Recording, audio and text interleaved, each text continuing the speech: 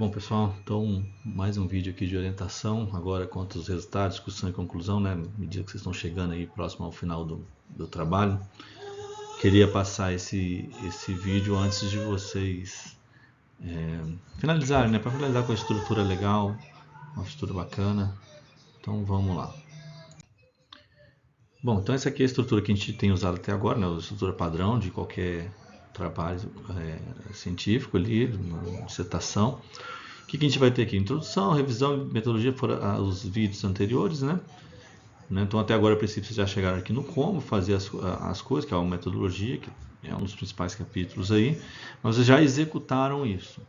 Então agora tem 3 capítulos para finalizar, 3 ou 2, né? É o que eu vou explicar aqui à frente, porque a gente pode juntar esses dois aqui em um só. Mas mesmo assim eles têm finalidades diferentes, né? Então resultados é a aplicação daquele método, a metodologia de vocês, e ele vai dizer o que foi feito. Ele vai entregar os dados, lógico, tabulados e tudo mais, mas ele vai mostrar o que foi feito. A discussão é o e daí? E daí que esses dados? Você mostrou um gráfico aqui, mas faço o que com isso, né?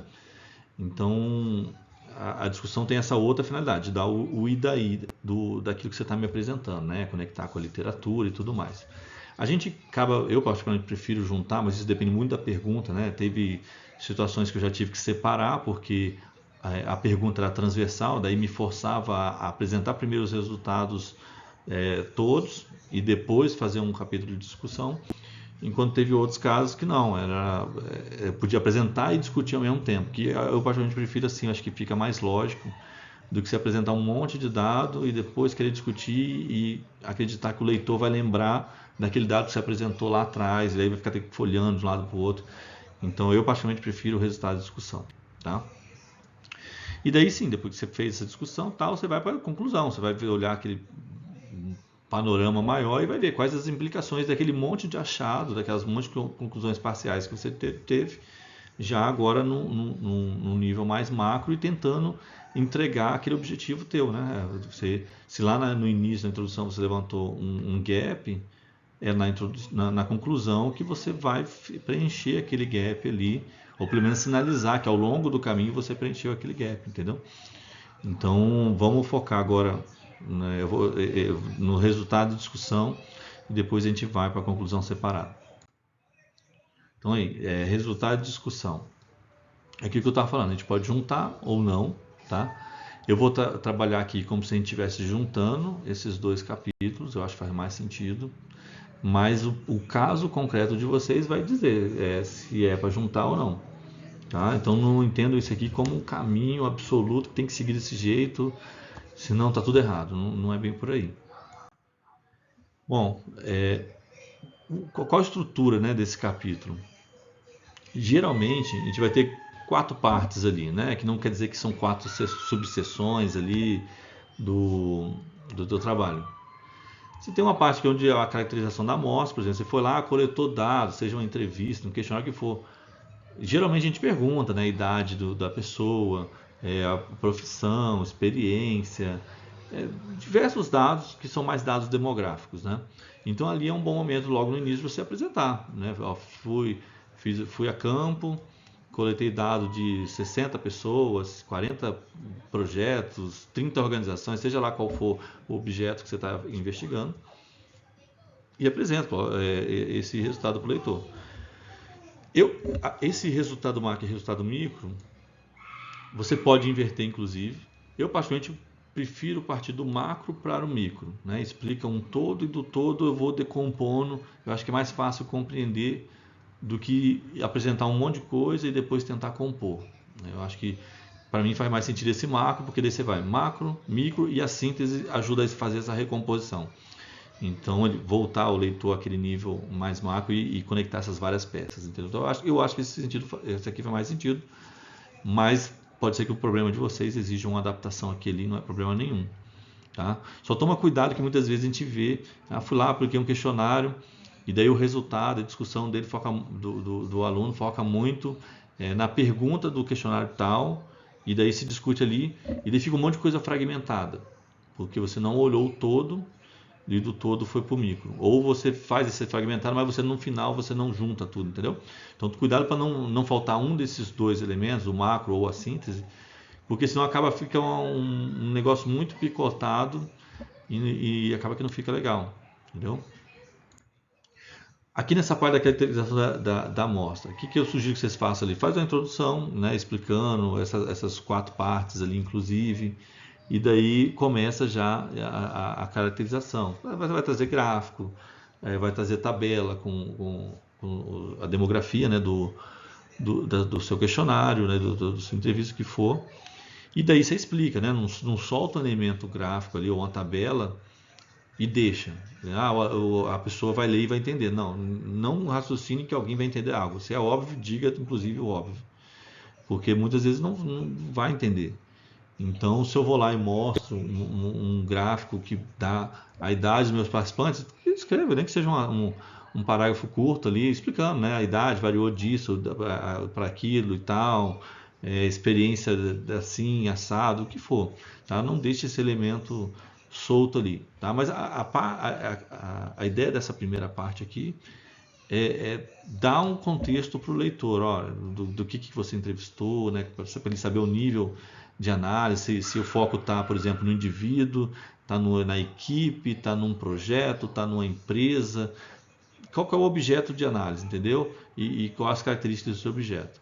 Então, mais ou menos essa é a finalidade dessa caracterização da amostra. Tá? Bom, o resultado macro, ele tem várias partes, vamos começar por essas partes aqui. Mas, por exemplo, geralmente você vai ter, associando que seja uma outra subseção ali, né? Você vai fazer uma introdução explicando o que você vai fazer e tal. Quando eu digo introdução, é basicamente dizer esses passos que vão estar aqui. Né? Agora está só 2, mas depois vai aparecer os outros. Mas é dizer todos os passos. Né? Porque quando você diz isso, você cria uma caixa na cabeça do leitor. Né? Então ele já sabe o que esperar. Então você tem que dar um caminho para que ele percorra. Quando você não faz isso, ele pode viajar para outros cantos que não necessariamente é o que você queria, entendeu? Então é muito importante que você faça a introdução abrindo, dizendo que você vai, por onde você vai conduzir ele, e daí você então conduz o leitor nos parágrafos seguintes, cada um entregando aquilo que você disse que ia entregar. Tá? E o primeiro ponto aqui, geralmente são os procedimentos estatísticos, né? Você rodou um questionário, geralmente você vai rodar algum teste e tal. A gente vai mostrar aqui um exemplo no próximo, não de rodar o teste, mas do que apresentar, né? Mas é onde você vai apresentar algumas tabelas, alguns gráficos, vai explicar o resultado, qual o índice que conseguiu, se esse índice é suficiente, não é, ou se isso é uma limitação. E se for uma limitação, vai lá para a conclusão, depois a gente vai ver na conclusão que tem uma parte que é só para limitação. Mas vamos ver, por exemplo, aqui, agora um exemplo de um teste de um PCA, análise de componente principal, que pode ser muito o caso aí daquela pesquisa de competências, que tem 80 e tantas perguntas, e geralmente a gente usa o PCA para ele reduzir o número de perguntas, de variáveis, e explicar essas variáveis através desses fatores que, no caso no específico de competência, seriam lá as dimensões de competência, né? Aqui eu não vou rodar do competência específico, porque eu não estou com essa base de dados, mas eu vou rodar uma outra aqui só para exemplificar do que você pode trazer como elemento. Né? Então, você fez a introdução, você falou qual teste vai rodar, e daí você vai trazer algumas coisas desse teste, né? Uma tabela de correlação, um gráficozinho, e daí vamos ver um aqui. Vamos lá. Bom, então estamos aqui no DataTab, até um sisteminha que a própria Priscila recomendou, achei interessante aí. E a gente vai rodar aqui um PCA. Então, já joguei uma base de dados aqui, né? Classifiquei aqui as variáveis para saber. Aqui são as Q12, 13 são as perguntas, question 1, 2 e por aí vai, né? E daí a gente escolheu o PCA, eu selecionei aqui as variáveis. E daí a gente vai fazer o número de fatores, configurou. Aqui no caso a gente configurou 5, porque nesse teste específico, o que a gente levaria para o nosso trabalho, né? Nesse caso a gente jogaria, por exemplo, o script plot, que é onde a gente diz justamente o número de variáveis, né? Por exemplo, 5 fatores, porque acima de 1, né, o eigenvalue acima de 1, geralmente a gente considera esse fator. Então significa que aquele conjunto de perguntas feitas vão acumular em 5 perguntas. Então esse é um gráfico, por exemplo, que você levaria. Daí levaria, por exemplo, como PNG lá para o Word lá e você explicaria, né? Toda essa lógica. Foi considerado o Eigenvalue acima de 1, portanto, olhando no screenplot número 1, a gente consegue observar que são 5, sendo o último 1.0 uma coisa, você pode trazer cada um igual a gente tem vendo aqui, né? Porque esse gráfico representa o total de variância, é a mesma coisa na tabela aqui. Né? Então aqui ó, o Eigenvalue de 1 e ele somado aqui tudo, acumulando, isso vai explicar 73% da variação que a gente está observando nesse teste. Né? E daí depois ele faz alguns outros procedimentos e tal, mas o que a gente traria no final é, por exemplo, a matriz dos componentes rotacionados. Né? A ideia que é 1, 2, 3, 4, 5 fatores e as perguntas e quais estão acumulando em qual. Então, esses seriam, por exemplo, os procedimentos. Você ia rodar, você ia explicar tudo e ia trazer algum desses componentes. Eu acho que você não precisa trazer todos, acho que fica demais. Mas, por exemplo, nesse caso em específico, você traria essa matriz, que é tipo o resultado final, né?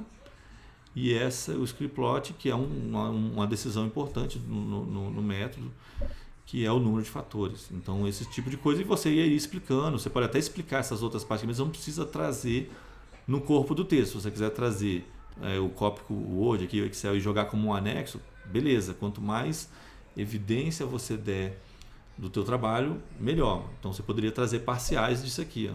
Isso aqui como um anexo, isso aqui como um outro anexo. Isso aqui pode vir no corpo, é interessante estar no corpo. Isso aqui também pode estar como anexo. Todos esses aqui podem estar como anexo, entendeu? Quanto mais coisa você colocar, melhor. Só que no corpo do texto você vai selecionar algumas e somente essas, né? Você vai descrever todo o resultado que você obteve e vai ilustrar com alguns desses elementos. Então, esses é importante trazer, tá ok? Então, vamos voltar lá. Então, descreveu lá os procedimentos estatísticos, né? Conforme a gente mostrou no vídeo ali anterior. Geralmente, depois, você vai chegar a alguma conclusão. Ou você vai trazer seu modelo que você tinha a priori, ou, nesse caso, no PCA, você está, geralmente, justamente construindo esse modelo, né? E lá indicou que aquele conjunto de variáveis iam acumular em 5 componentes. E daí provavelmente você vai fazer um gráfico igual esse tipo que está aí atrás, ou algo parecido, pode ser em barra, tanto faz, né? Mas traria as variáveis, né? Que você poderia, deixa eu pegar aqui o laserzinho, cada variável acumulando num fator. Daí seria esse conjunto aqui. No caso ali seriam 5, na casa daquele teste, aqui é só para ilustrar essa imagem. Mas você faria isso com o seu, trazia para a gente ver o todo, entendeu? Então aqui você vai trazer o resultado final. Rodei o teste, cheguei nesse resultado aqui. Tá? E daí a gente continua o trabalho do resultado. Vamos ver. Então, por exemplo, agora que você apresentou o todo, você vai fazer ali a análise dos dados. Né? Você apresentou um monte de dados, você está no nível macro, mas você analisa aquilo ali. O que significa, né, esse resultado que você chegou? E é o momento que você começa a fazer comparações com a literatura. Né? Aquele capítulo de revisão da literatura ele não é solto no teu trabalho. Você tem que conectar de volta com ele. Ó, esse resultado que eu obtive, ele é igual ou parecido com o que eu vi na literatura ou ele é diferente? E daí você vai tentar fazer, por último ali, também coberto aqui, também não vê no outro monitor, mas a discussão, né? O e daí? Deixa eu ver, acho que é isso mesmo que eu coloquei lá. A diferença da literatura e a discussão do e daí, né? Você me apresentou, isso aqui é parecido, isso aqui é diferente, tem esse comportamento, tá? Mas o que significa? É ali onde você vai pôr a sua voz, porque até então você está usando muito citação, você pode até estar interpretando, mas aqui é onde você vai começar a adicionar, você vai tirar as suas próprias conclusões. Então é ali que você entra seu argumento, sua voz, é ali que é o momento que você tem que colocar, entendeu? Isso no nível macro. Então vamos para o nível micro. Então raciocina que você entregou esse macro, agora eu já sei o todo, e meio que você repete aquele mesmo procedimento, só que num nível mais específico, né? Então, por exemplo, se a gente raciocinar naquela amostra de dados onde tinha 5 componentes, agora você explicaria cada componente daquele. Então, por exemplo, pode ter uma introdução ali explicando o que você vai falar do componente número 1, que significa, sei lá, liderança. Você vai falar de liderança ali e tal. Você vai apresentar os resultados específicos daquele grupo. Né? Então, você traria as variáveis ali e seus resultados daquele grupo, geralmente um gráfico de barra ou qualquer outro tipo de gráfico ali, para você não precisar trazer um gráfico para cada variável. Por exemplo, imagina 80 e poucas lá no caso de competência, 80 e poucas gráfico, não faz sentido. Então a gente traria um que representa o fator inteiro, e daí você vai fazer análise de dados. Aí no análise de dados, aí sim, você pode entrar em cada coluna, cada variável. Aí não tem uma solução mágica, né? Mas você olharia cada um desse aí e ia começar a analisar, decompor aqueles gráficos ali, né? E volta aquela questão de, agora de novo, comparando com a literatura, seja pela semelhança ou pela diferença, e tirando, fazendo as conclusões parciais. E daí, tá, beleza, aqui ficou igual, ficou diferente? Ou estou observando esse fenômeno é porque o contexto vamos supor, projetos aeroespaciais são muito diferentes e eles levam a essa conclusão, a essa característica aí que você está observando nos dados, não seja lá qual for, né? Não tem como eu adivinhar aqui ou tentar dar um exemplo que não é específico. Mas você começa a comparar, entendeu? Então imagine que você foi fazendo isso até você chegar no final. Naquele caso são 5 componentes, você chegaria no 5, você pode dividir em subseções se você quiser, achar que fica mais didático, mostrar tudo. Quanto mais organizado o seu texto, melhor. Né? E muitas vezes é interessante essas sessões porque muitas vezes a gente não consegue ler tudo numa sentada, né? Sentei ali, vou ler todo a dissertação. Bom, não vai, daqui a pouco tu está cansado, entendeu?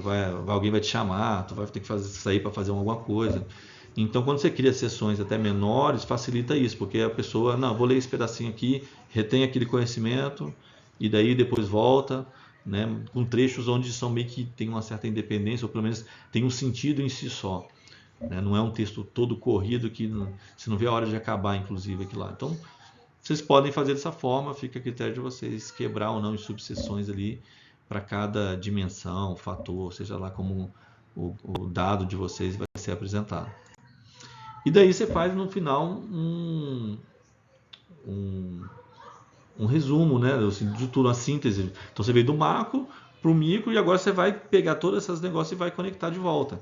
Então geralmente a gente coloca em resumo, né, até para sinalizar isso aí, blá blá blá, fala lá o que for. Né, você vai fazer essa síntese desses resultados, dessas conclusões parciais e vai ali conectar com os objetivos. Né? Lembra que lá na introdução você prometeu alguma coisa para o leitor.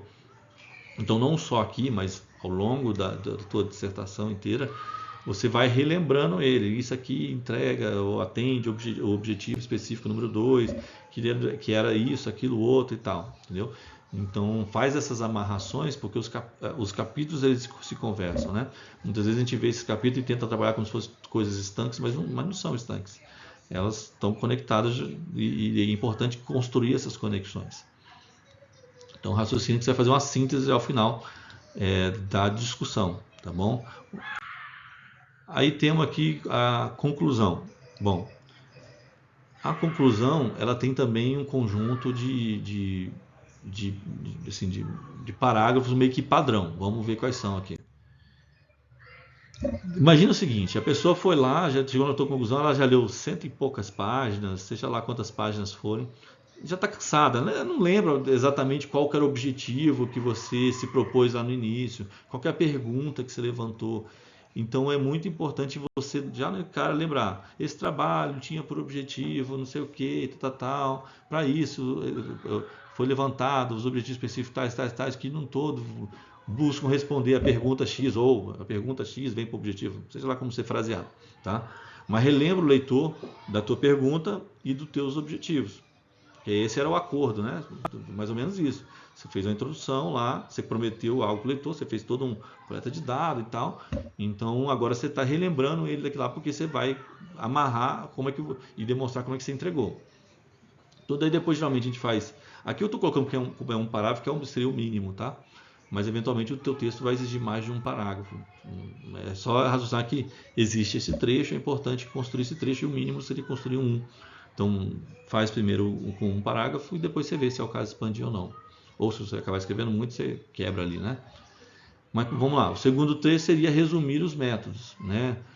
Aí você vai falar que você fez uma revisão de literatura sistemática, bibliométrica, tradicional, o que for, né? Que cobriu A, B, C e D. Depois foi feito um questionário, foi feita entrevista, foi feito seja lá o que foi feito, entendeu? Classificando ali e tal, com o público X, Y, Z. Você dá uma resumida ali, não é para redescrever o método, mas é só para lembrar, não, tá, esse aqui foi uma pesquisa com entrevista, com questionário, o que foi. Né? Raciocínio que nem todo mundo vai ler isso de uma vez, então muitas vezes a pessoa vai retornar no teu trabalho daqui uma semana e já não lembra todos os detalhes, então a conclusão é importante se retomar tudo que foi feito. Vai resumir os achados, então ao longo da discussão, né, o resultado da discussão, você achou algumas coisas. O seu trabalho trouxe alguma coisa que era diferente ali, ou semelhante, seja lá, alguma coisa você encontrou na discussão, né, aquele monte de e daí ali. Então aqui você vai meio que resumir aquilo ali, o que você achou, para que você possa fazer o que é o mais importante da conclusão, que é concluir. Dado que eu achei tudo isso, e daí? Né? Então é uma interpretação geral.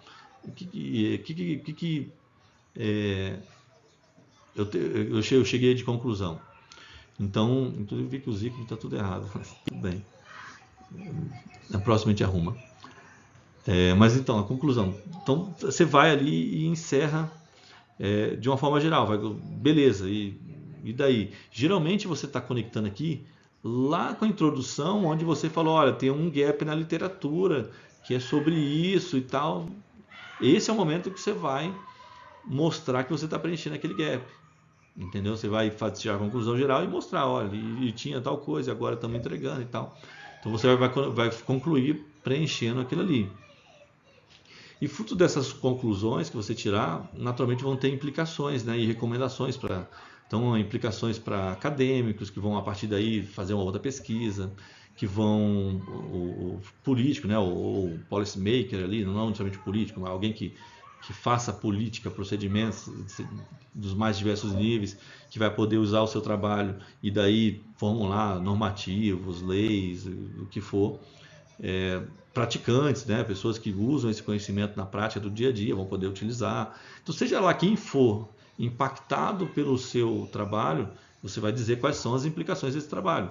Né? A gente estava falando de competência, agora eu sei todas as competências.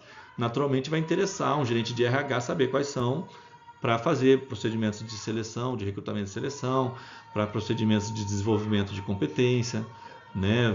Provavelmente alguém de aquisição vai querer saber quais são para promover contratações alinhadas a essas competências e por aí vai. Seja lá qual for o seu dado, você vai ter implicações e recomendações das mais diversas.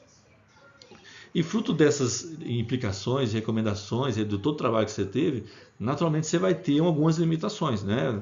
Olha, eu não tive acesso a toda a população que eu queria. Então, tudo que ao longo do caminho você foi tendo limitações, aqui você tem que deixar claro que existem essas limitações. Tá?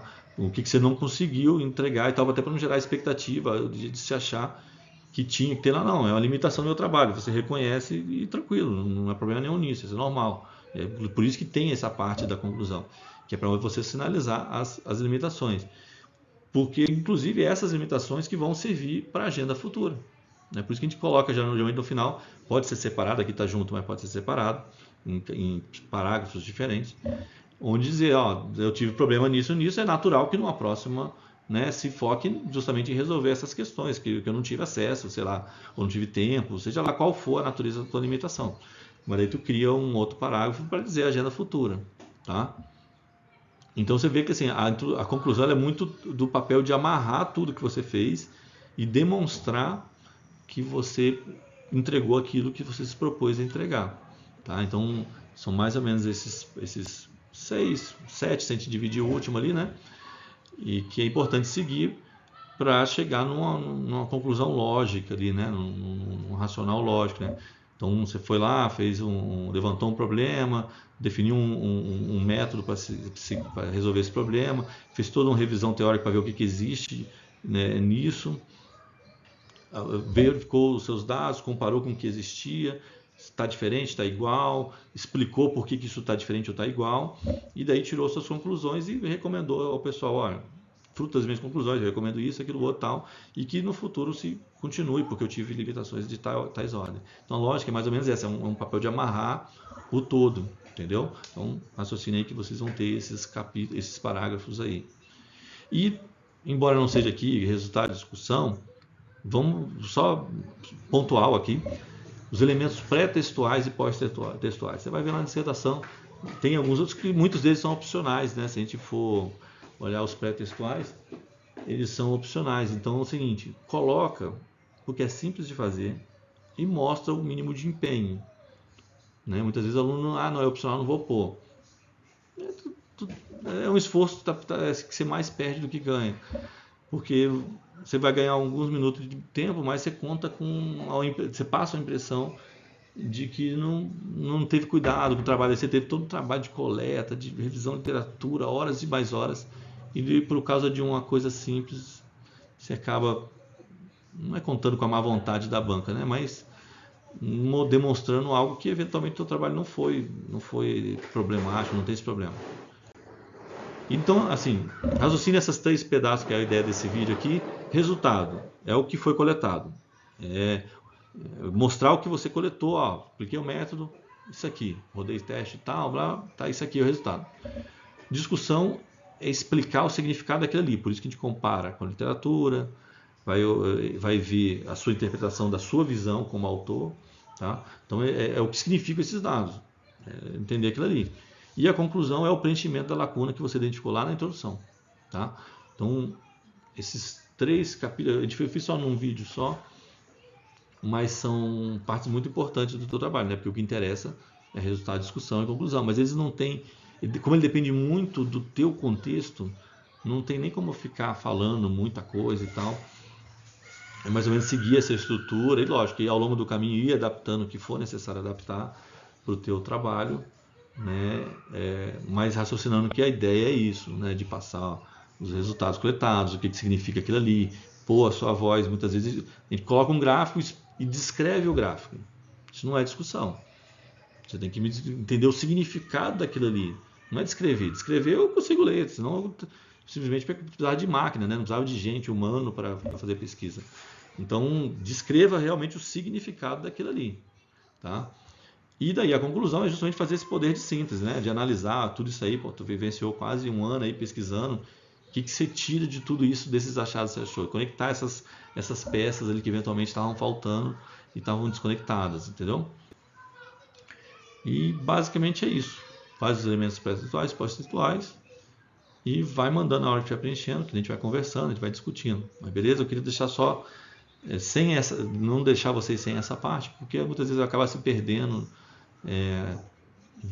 nessa parte ali também, para não ter uma estrutura de guia ali de como seguir. Então eu queria passar esses parágrafos para vocês focarem neles e não perder tempo escrevendo coisa que não precisa, foca no que está aí. E que esse seria o mínimo, lógico que depois você pode escrever mais coisas, mas esse seria o mínimo para ter um trabalho assim completo, sabe? Então é isso, pessoal. Qualquer coisa, entre em contato aí e a gente vai conversando, ok? Até mais aí.